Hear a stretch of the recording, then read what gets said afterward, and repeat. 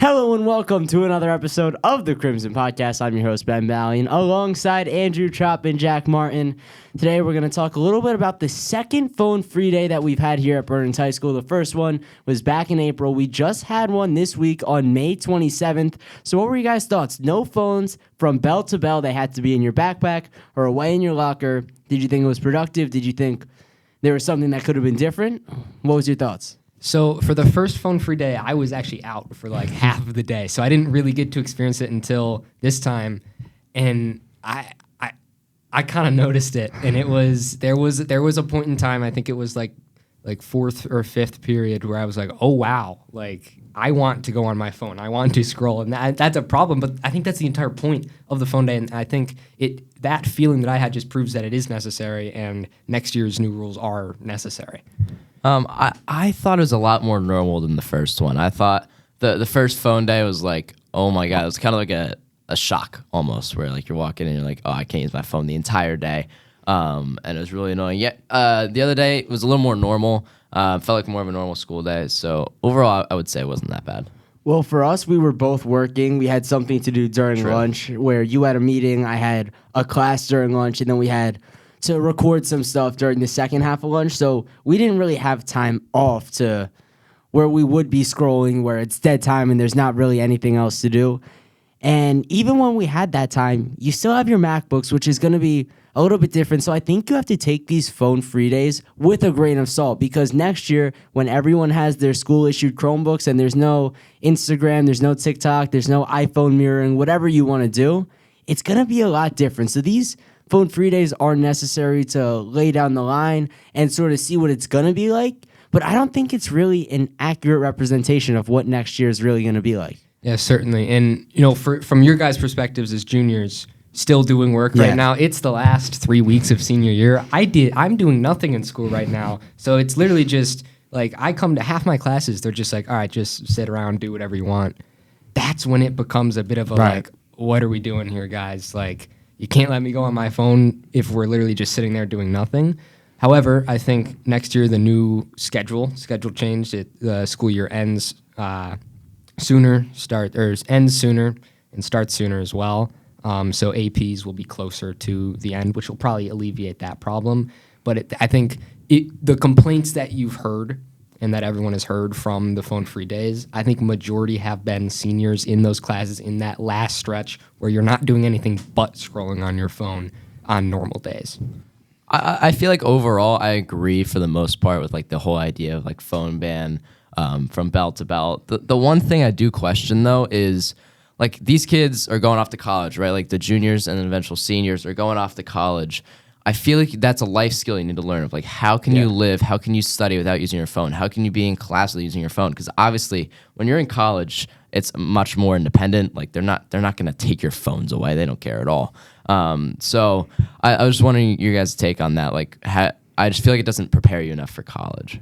Yeah, I think it is something you need to learn how to manage, but at the same time, if it gets to a point where it's so egregious that it's all kids are doing, you have to restrict it just in the name of getting some work done. I just don't feel like that's the case right now. Like I don't feel like I feel like the phone policy we have now is like they go away during instructional time, we can have it the rest of the time.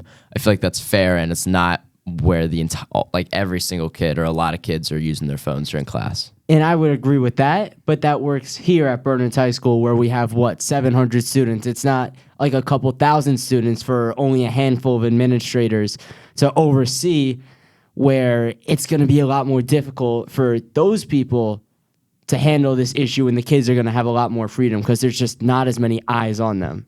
That's right, and the schools have to draw a line somewhere. Right, obviously in college, we shouldn't be on our phones during class, but during lunch, yeah, you're allowed to be on your phone.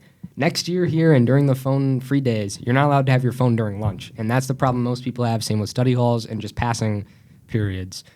But if you're, the administration, I think it makes a lot of sense to just say, you know what, we're not going to have any exceptions, because then you're going to find ways to go around those rules. And it's like, oh, but I'm allowed to have it at lunch and study halls if my period 7 English class has a sub and it's just a free day. Why can't I have it then as well? So they had to set a line somewhere, and it just happens to be where from bell to bell, start first bell to last bell, you just can't have it. And I think that makes sense in a high school atmosphere. That's definitely fair. That's definitely fair. All right, let's get to the effectiveness of it. Did you guys see really any phones out, or do you think the teachers and administrators did a good job at taking care of this and not letting anyone like get around the rules on the phone free day? I was in study hall first period, and there's like maybe one or two, but I think it more came from the fact they didn't know it was a phone free day. Like after that, I feel like it was pretty smooth sailing. Yeah, there were, in a couple classes, a couple kids would be sneaking their phone that I saw. But for the most part, it's pretty effective. The rules are straightforward, and the teachers were definitely enforcing it. And I think one aspect of that is that when you have the phone free day now, yes, it's not going to be really an accurate representation of what next year is going to be like, but it's a chance to set the standard, lay the line down hard, really enforce it the first couple of days, and then it's not an issue when we get to next year because everyone's like, oh, okay, I can't do this, or there's going to be serious consequence. So I think the teachers did a really good job at limiting it because I didn't really see anything. Yeah. No, I agree. All right. You guys have any last thoughts as we get towards the end of this?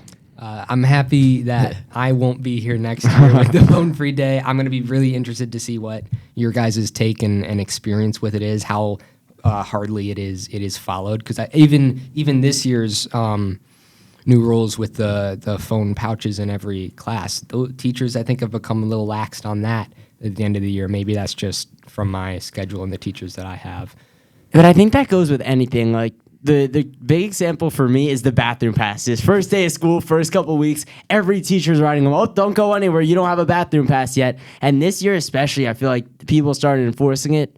But after the first month and a half of the year, either everyone adjusts or it's just not seen as big of a deal. So I think everyone's just going to get used to the phones. And hey, you're not going to be able to use them, so just wrap your head around it. You've got an entire summer to do so. Yeah, I'm really interested to see how it turns out. I mean, there's already been a lot of backlash from a lot of people. I wonder if that's going to continue. I think it's maybe just like the first initial shock, like, oh my God, I'm not going to have my phone the entire day. Yeah. So I'm excited to see how it plays out, but, a little unfortunate it had to come in our senior year. But Yeah, and then one last thing. I think it could limit the amount of homework people have to do at home, because if you're able to channel that newfound lunchtime where you're not scrolling into being productive, that's, hey, 45 minutes of work you don't have to do at home. So kids want to complain about, oh, I'm working till 9 o'clock doing school. Here's another opportunity for you to get some of that work done during the day. All right, that's going to wrap up this episode of the Crimson Podcast alongside Andrew Tropp and Jack Martin. I'm Ben Balian. Thank you for watching, and we'll see you soon.